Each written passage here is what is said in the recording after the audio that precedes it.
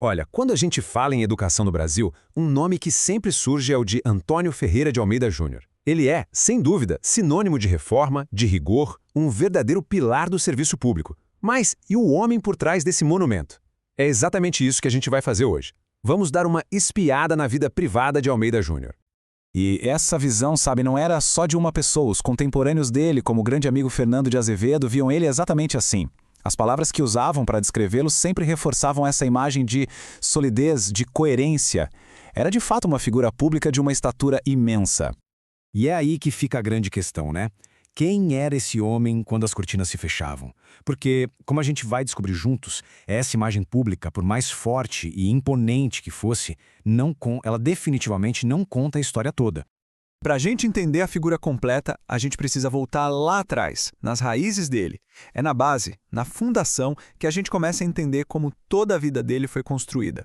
A história da Almeida Júnior já começa em um lugar muito interessante. A família da mãe dele ajudou a fundar a cidade onde ele nasceu, São João de Curralinho. Então ele já nasce dentro de uma elite local muito ativa. Mas a vida dele também é marcada por uma tragédia bem cedo. A mãe, Otília, falece quando ele tinha só 4 aninhos. E aí entra uma figura fundamental, a tia dele, Bruna Caparica, uma mulher à frente do seu tempo, pioneira na educação feminina, que funda uma escola e se torna a primeira professora dele. Quer dizer, esses eventos todos eles vão moldar o caminho dele desde o comecinho. Ou seja, ele não herdou só bens, né? O que ele recebeu foi um imenso capital cultural e intelectual. A família dele fazia parte dessa elite pensante da região, superativa na política, na imprensa e, claro, na educação. E um detalhe curioso, o domínio do francês era tipo uma marca registrada da família. Some a isso a influência dessa tia super culta e pronto. Tá aí o terreno perfeito, o solo fértil onde as conquistas dele puderam florescer. Ok, agora a gente vai fazer uma mudança. Vamos sair um pouco desse contexto histórico mais amplo para entrar num lugar bem mais íntimo. A gente vai começar a ver o Almeida Júnior pelos olhos de alguém que conviveu com ele de perto, o neto dele, Luiz Álvaro. E essa frase do neto dele, pra mim, diz tudo. O escritório do meu avô era o seu verdadeiro lar. Pensa nisso. O verdadeiro lar dele não era o espaço de convivência da família, a sala de estar, não. Era a biblioteca. Um verdadeiro santuário de livros, de estudo e provavelmente de muito silêncio. E a imagem que a família guardou dele era essa. Um homem alto, de voz forte, mas com movimentos muito calmos. Uma figura que impunha respeito não pelo barulho ou pela agitação, mas simplesmente pela presença, pela calma. E aqui tem um detalhe que pouca gente sabe e que eu acho que humaniza muito ele. Ele usava uma prótese ocular de vidro por causa de um acidente que sofreu no laboratório. É um detalhe que revela uma vulnerabilidade, sabe? Uma fragilidade escondida por trás daquela cara mais séria, mais estoica que o público conhecia. E os hábitos dele eram outra coisa surpreendente. Ele era metódico e extremamente econômico. Chegava a preferir pão amanhecido, sabe? E sempre pegava o ônibus em vez de um táxi. Agora pare e pensa no contraste.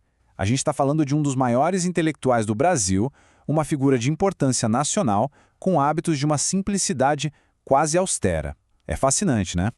Porque a maior paixão dele, no fim das contas, era aprender. O neto dele conta que todos, absolutamente todos os livros do avô tinham anotações, passagens sublinhadas. Isso mostra que ser um intelectual não era só a profissão dele, né? Era a essência de quem ele era. Para ele, cada livro era um diálogo, uma conversa que ele tinha ali nos seus momentos mais íntimos. Só que, por trás dessa imagem de dedicação total aos estudos e de uma vida simples, existiu uma realidade bem mais complexa. Uma realidade marcada por desafios pessoais muito, muito profundos.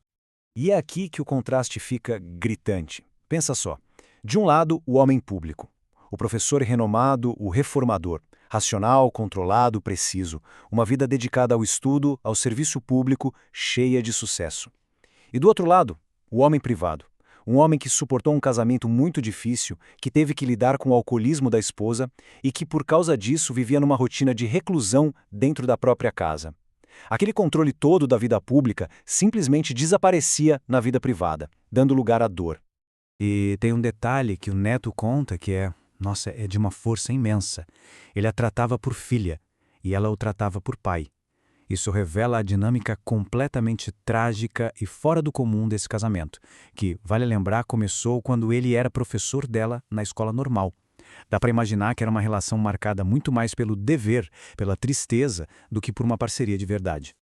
Então, fica a pergunta, como é que a gente junta essas duas imagens? O herói público e o homem que sofria em silêncio. E a resposta, talvez, seja que a gente não precisa tentar reconciliar nada. Talvez eles não sejam opostos. São simplesmente dois lados da mesma moeda. E é a soma dos dois que forma o legado completo dele. E o ponto crucial, segundo Neto, é exatamente este. A integridade pública do Almeida Júnior não era uma máscara para esconder uma vida pessoal difícil. Pelo contrário, a coerência, a profundidade que ele tinha como educador, tudo isso era um reflexo direto da honestidade dele como pessoa. A força dele vinha justamente do caráter que foi forjado na dificuldade, na resiliência para enfrentar tudo aquilo.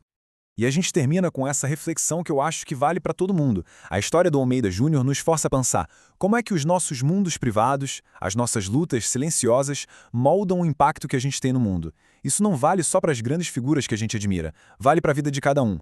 Porque no final das contas, aquilo que acontece a portas fechadas define, e muito, quem a gente é em público.